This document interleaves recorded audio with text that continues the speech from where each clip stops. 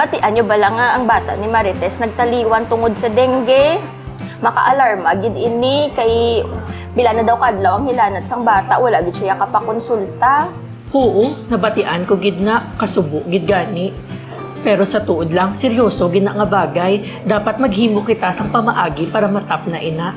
Ano-ano ang sintomas ng dengue, ha? Hindi ko be sure kung kinanglan ko gid mag-worry.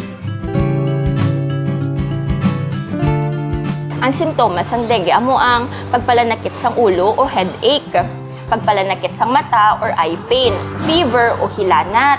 Tapos, pwede ka man ka-experience sa paglingin sang ulo kag sang pagsululuka, rashes or pagpantal-pantal sang aton nga kalawasan. Di bala ang dengue ginatransmit ina sang pagkagat sang lamok nga Aedes aegypti kag Aedes albopictus.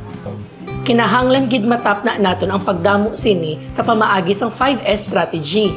Paano taobrahon ang 5S strategy, hay? Umpisahan na siya sa pag-search and destroy, ukon, pagpangita sang mga balay sang mga lamok kag pagguba sini, pag-cover sang mga containers nga may mga sulod nga tubig, pareho sang mga buckets, drums kag flower pot. Kinanglan taman tinluan ang aton nga mga gutters kag drainage sa aton panimalay regularly para ma-prevent ang pagtipon sang tubig nga pwede pamalayan sang mga lamok.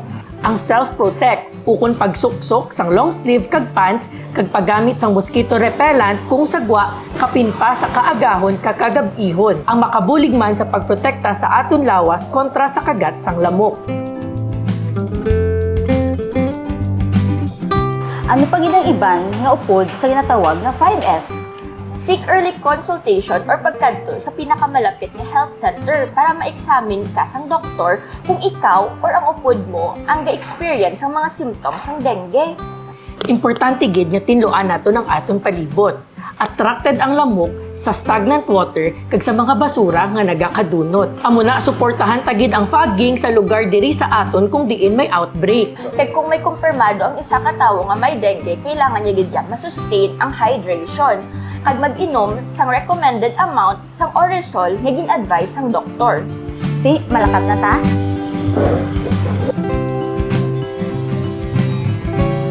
Damo gid ko natun-an sa ginistorya naton subong nga adlaw. I-follow ko gid ang inyong mga tips. Kinahanglan ko proteksyonan ang akong pamilya batok sa makamamatay nga sakit na dengue.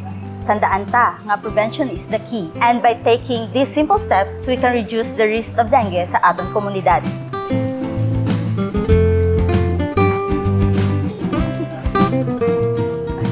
Subong nga Dengue Awareness Month, aton panumtumon ang importansya sa pagprotekta sa aton kaugalingon kag pamilya.